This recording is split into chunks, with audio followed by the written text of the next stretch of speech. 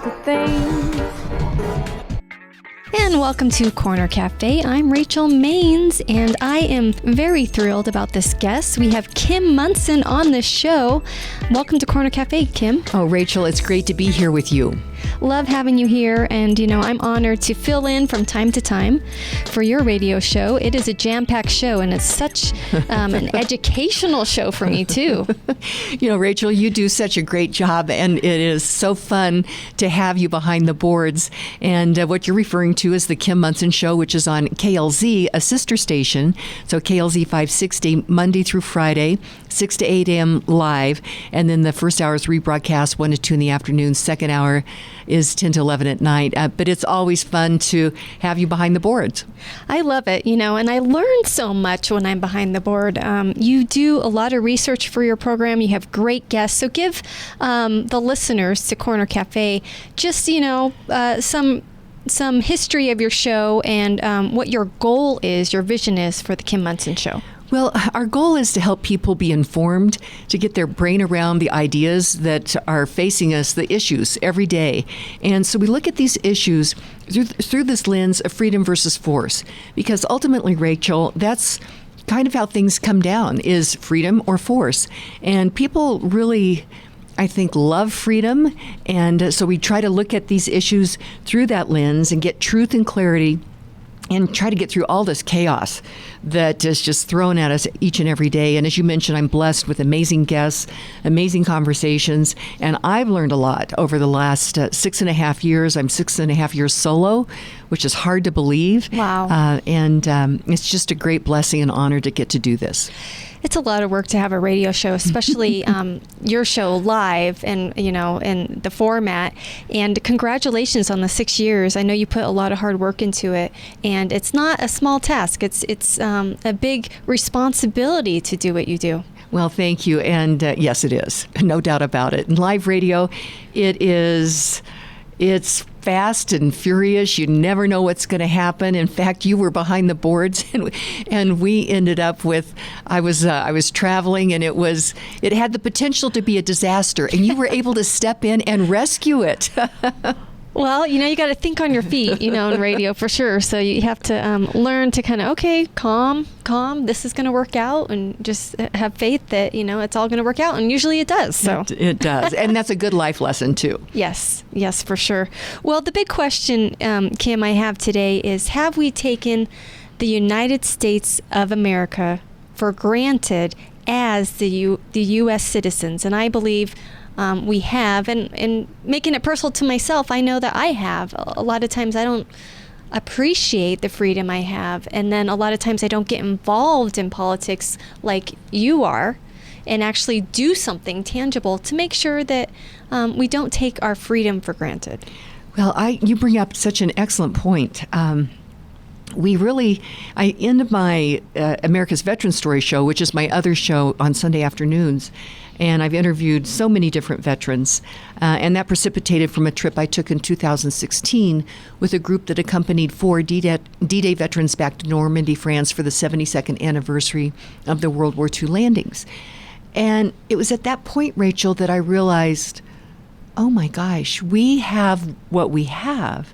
And when I say that, I mean these amazing freedoms, and freedom to be able to travel and to go to the grocery store and have an abundant, affordable food supply. We just take these things for granted, and it is because people have stood for freedom and liberty. And my friend Ben Martin always says that liberty is the responsible exercise of freedom. And so we've been given this liberty and all these blessings. And so it's incumbent now upon us to understand that and to be engaged, to understand what's going on out there, and to be engaged in the process, because we are a government of the people, by the people, and for the people. And if we don't stay engaged on that, we'll lose that. So I think it's important. Yes, absolutely. I had an opportunity to live in Argentina in 2011 as a missionary. I lived and worked in an orphanage, and I love travel. And not to disparage any country, there are many beautiful countries. Argentina is beautiful and the people are beautiful. But I think when you travel, especially when you live somewhere, and my mom, she has passed, but she lived in Bolivia and Australia as well. She's well traveled. She lived with my stepdad, who was a mining engineer. And she would always say to me, it's nothing like the good old United States of America. Very proud of her country. When you live abroad, you get to see how fortunate we are. And, the women's rights, for example, this is something that I saw in Argentina. Women's rights, at least how I see it. Well, here in the United States, I have the opportunity to have my own business, to be a board. I'm now operations manager for KLTT. And I saw in Argentina, although, very educated population and stuff, there might not be that opportunity for a woman to have, the opportunities I have here in the United States. And as well, just certain things within the country. I remember one day I was trying to just get cash at a bank and they were out of cash. I went to 3 banks. They had no cash. Oops. That's a problem. Exactly. And if people know the history of Argentina, they could have been on their way to a very thriving economy, but they made some decisions within the government that stunted that.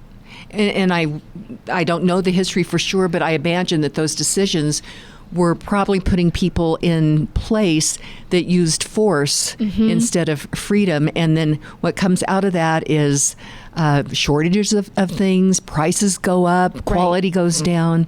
And so to your point earlier, we take for granted all of these blessings that we have. Right. And in the day-to-day, sometimes I go into a store there and maybe the whole system will be down. It's like, okay, well, I have to get some food. Oh, well, maybe tomorrow. Maybe tomorrow will work. But here in the United States, if that happened, we would just, we wouldn't put up with it, right? But it's the governmental decisions that can leak down all the way into our day-to-day life, such as going into a store. And now we're seeing the food prices go way up. I don't think a lot of United States citizens equate that to the people that we put in power. Well, and we need to connect that dot because you're referring to inflation, and inflation is government induced. It is decisions that are made by those in government that in its monetary policy, it's infusing way too much money into the system.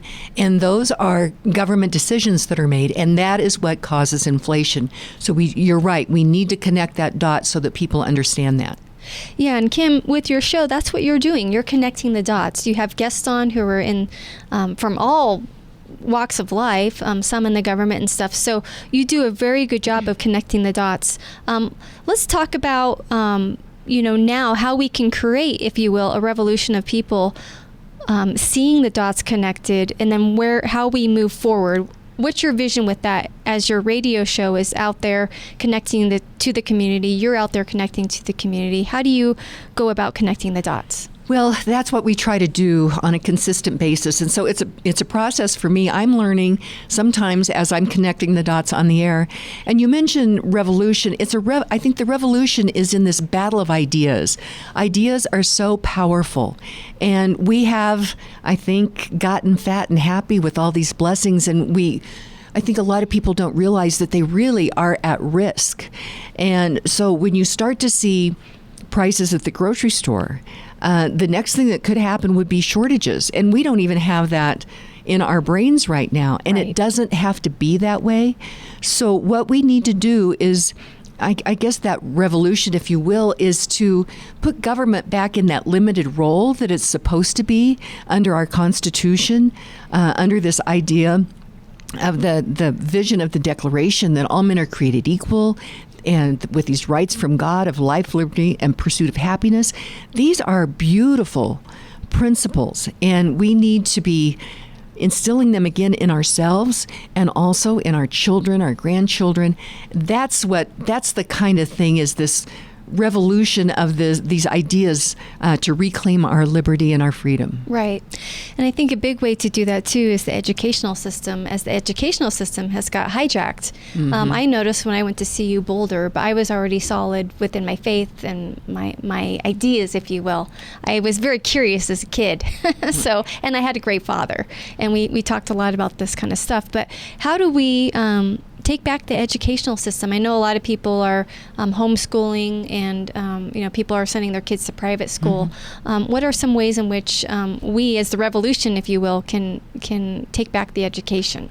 Well, I think first and foremost that parents need to be able to get into schools and see what's going on and have that partnership, if you will, on educating the child, but the parent is the responsible entity there, the family unit. I remember when my kids were little, I was in the classroom once a week doing what were called Thursday folders. It was just stuffing folders to information that was going to go home to the parents, the families. And so I had a relationship with the teachers. I was in the classroom. I saw what was going on. We can't just drop our kids off and say, bye, see you at the end of 8 hours, and we have no idea what's going on. Right. So I think that is one of the things that would be revolutionary, if you will. So we need to make sure that we're engaged in that process, but then also realize it's not the school district's responsibility totally to educate our children.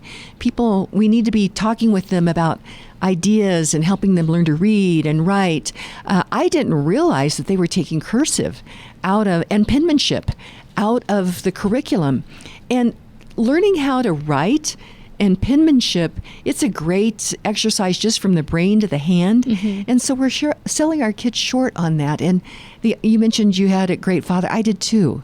And he was engaged, and he quoted Shakespeare to me, and we had ideas, so parents, grandparents need to be engaged as well. Right. I think, a lot of parents are just overwhelmed. Some of them have to work a couple jobs, right? So it's the mom and the dad who are out in the workforce, and they're working a couple jobs. They're overwhelmed. They are. They come home from work and they just want to rest, I know. And kids take a lot of energy. Yes. So there's a lot of issues, but I think it's just going to take, I think it's helpful to just, for those who are listening, if you're a parent, just do one thing. You don't have to, save the world, but if we all just chose to do one thing that we're passionate about, right, Kim? Absolutely. And if everybody chooses one thing, and of course focusing on your children is a great thing, but let's connect one more dot here. And you mentioned this, that families are feeling squeezed and they're feeling overwhelmed. And sometimes I think that's by design. But if we get government where it has a more limited role, where it's taking less of our paychecks through all these taxes and fees, then at that point, that gives families and parents and individuals more freedom on the decisions that they're going to make with their lives, with their time. And so there is this direct correlation between an overreaching government and people feeling very overwhelmed. Right. I love that, Kim. And, one of the things that I really appreciate when I fill in for your show is you talk about all the bills and stuff. And for me, that's so overwhelming. It's like a different language. I know a lot of us want to know what's going on in, our local districts and on the state level, but it's like you sometimes feel you have to take a second class or something just to keep up with all this. You bring up a very important point, and it is overwhelming, and it's irresponsible what we've seen down at the State House. So I have this, it'll now be my third year soon of being the president of the Colorado Union of Taxpayers, which is an all-volunteer group, and we go through the legislation that's proposed and that is scheduled for a hearing, and then as it pertains to your pocketbook, to taxes, we will take a position on that. And I would highly recommend that people go to, it's coloradotaxpayer.org, it's the Colorado Union of Taxpayers, and join us. It's only $25 a year, and you'll get the weekly email with a quick synopsis of what the bill is, what our recommendation is and why. And I guarantee you'll start to understand why we look at this, what's the proper role of government. And that is, I think, the best primer out there regarding the legislative session. This last year, over 700 pieces of legislation were proposed. That would mean 700 new laws. Do you think we need any new laws? No. No, I don't either. So, but I would recommend, I think that is the best primer in Colorado regarding what's happening down at the State House. Yeah, we need smart people like yourself explaining this to us. It's just, another thing probably that is by design, right? Just the confusion of the name of the bills. It's not common sense. And it's like you need a law degree to understand. What are you saying? Right. And that's why, and we'll drill down on that and have just a really quick synopsis so you can probably read through that. We try to get it out on Mondays, but sometimes just because of volume, we're all volunteers, it might be the next day, but we try to get that out. And then that goes to all of the legislators and the governor, so they know what kind of a stand we're taking. But that would probably be a good, quick 10-minute go through that, and you will be very informed. Yeah, love that, Kim. Was there a time in your life that you weren't so tuned into politics? And if so, then how did you transition to, want to sound the alarm, if you will, now with your radio show? Interesting question. I've always felt, I've been somewhat. I was president of my HOA. I was on the HOA board. I paid attention, but I didn't quite connect all the dots. And it was then in 2000, I guess it was 2011. I was looking at this, I was hearing what was happening in the schools, and I'm thinking, something's not right here. Something's just not right. So I started to pull on threads, and I applied and was in the 2012 class of the Leadership Program in the Rockies, which is an organization that focuses on capitalism, our founding documents, our founding principles. And then from there, I ended up on city council and then the show. And it's amazing. You get these little God nudges. Right. Don't you get those sometimes? Yes. And so one thing led to another. Yeah. He has a great way to do that. That's why he says, don't worry about your life, because we couldn't figure it out even if we tried, right? I know. We look in the past and we're like, well, that was amazing. If I hadn't have done that and met this person and been here, all those dots wouldn't have connected. And we couldn't, that's genius, right? It is. And our God is so faithful to direct our steps. It says in Scripture, he directs our steps, and he has a plan for each of us. So I love that he did that for you and brought you here at Crawford Media Group. And what an amazing group of people we get to work with. Yes. It's a wonderful thing. So, and it's a blessing to be able to do this and to work with wonderful people and all of our listeners. And we're just, it's a blessing. And you look at it and it's like, oh yeah, that's a God thing, isn't it? For sure. Well, Kim, with your faith, I know you're strong with your faith. You want to share just a bit of your testimony of your walk with the Lord, or how you came to know Jesus as your Savior? I grew up in a Christian home. However, we were going to a church. I grew up Methodist, which that was one of the first mainline churches that was really focusing a lot on social justice. And I didn't understand that. So it was, and I went through some different experiences where it's like, wait a minute, I'm in church, but I'm not hearing the gospel. Right. And then I realized it was social justice. And so that was a journey. Did I fall away from God? I did, but he never fell away from me. And as I look back, I hear this voice says, some of the things we do sometimes can be challenging. And I will hear him say, I didn't give up on you then, and I'm not giving up on you now. And so my daily prayer is that send me out to do the work that you would have me do, that I would perfectly love you and worthily magnify your holy name. Now, I fall short. I make mistakes. I'm human. And there are some times I maybe don't worthily magnify his holy name, but that's my daily prayer. Yeah. Well, all of us, he just wants humility. He knows we're not perfect. That's why he came. If we were perfect, he wouldn't have to come. And on that point, this was this was something that's been later in life that I've really realized that when Christ went to the cross, he took on everything that we could ever feel. Right. People being abandoned, physical challenges, all your your friends leaving you, no money, no clothes. Right. And you look at that and you realize he took it all on. And then I think one of the most tragic things would be to have a child predecease a parent. And looking down from the cross at Mary, his heart had to break to understand the pain that she was going through. So he understands it all, my friends. Mm-hmm. So whatever you're going through, know that he understands it all, and just put your faith in him, and he will walk through this with you. Amen. That was so beautiful. Yeah. A great reminder too, Kim, because we, seeing the Passion of the Christ, for example, which was a great visual to see the pain, the physical pain, right? But then mentioning the emotional pain, not only to see his mom with that pain, but also to feel all the emotional pain throughout all history that we've all experienced, and to take that for us. And now he's a friend that we can go to when we have heartache and feel abandoned and just, grieving. We can always go to him. And he's such a kind, gentle Savior. With your faith in being strong in that, and being humble to know that you aren't perfect, how does that shape your show and how you talk with your guests? Wow, Rachel, that is such an interesting question. I ask for guidance on subject selection, guest selection, and as you know, producing a show, getting the guests, choosing all this, it's a big task.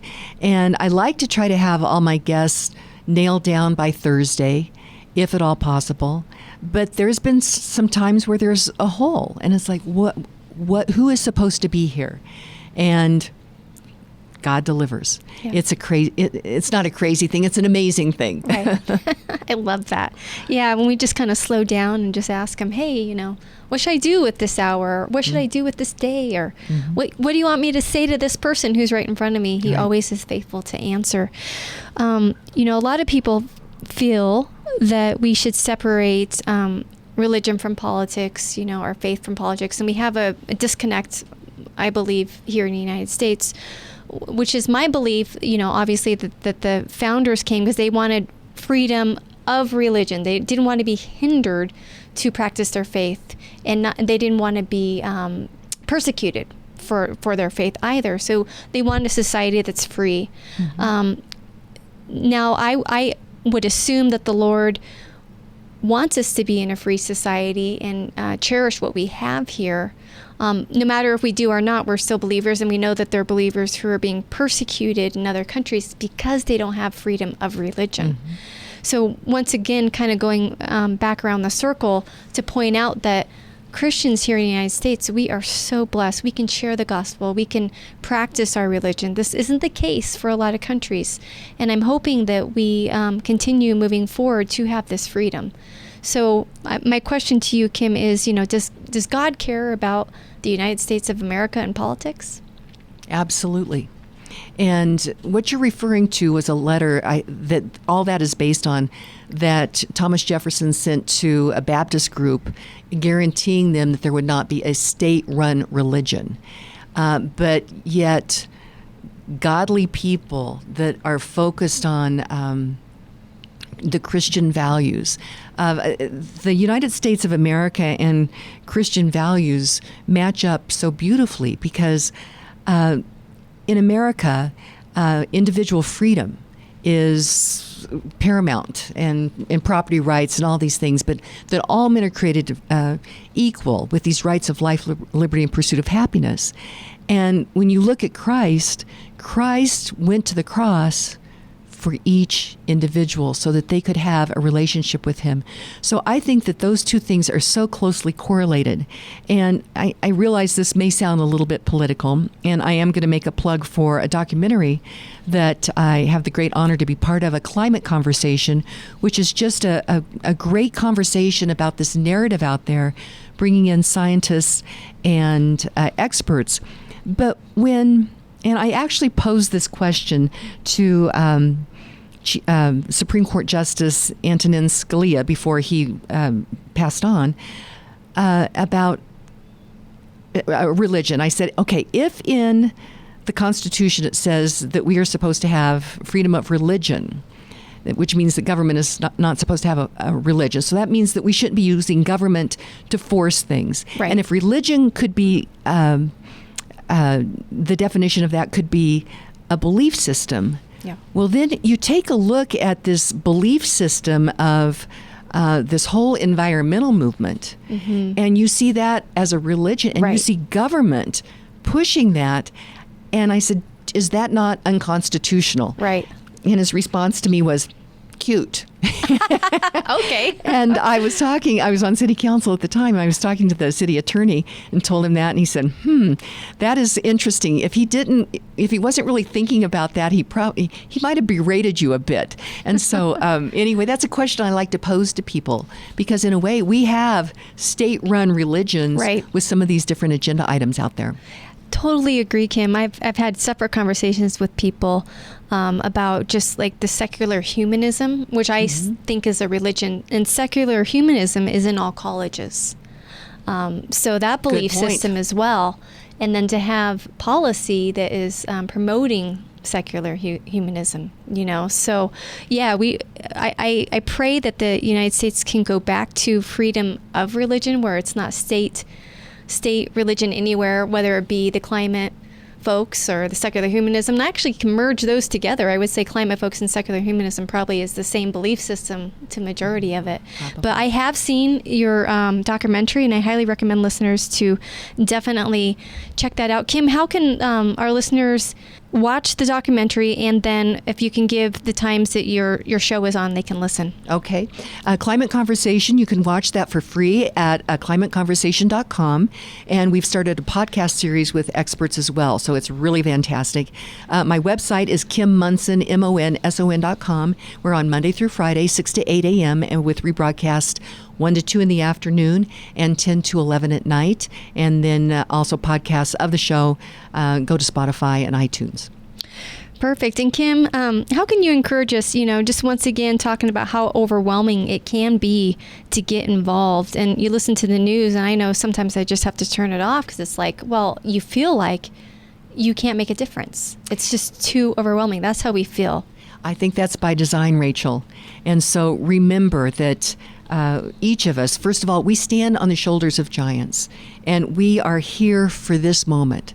God put us here for this moment. And certainly taking care of yourself. You're the most local of all governments, so make sure you have that responsibility, and your family. And choose, as you mentioned, choose one thing that you care about and get involved in that. Amen. Well, thank you so much, Kim. It was great to have you on the Corner Cafe. I'd love to have you back in the future. This has gone so quickly, Rachel, and it's a great show, and thank you for including me. Thank you. It's an honor. Well, thank you for tuning in to the Corner Cafe, and we're going to see you next week.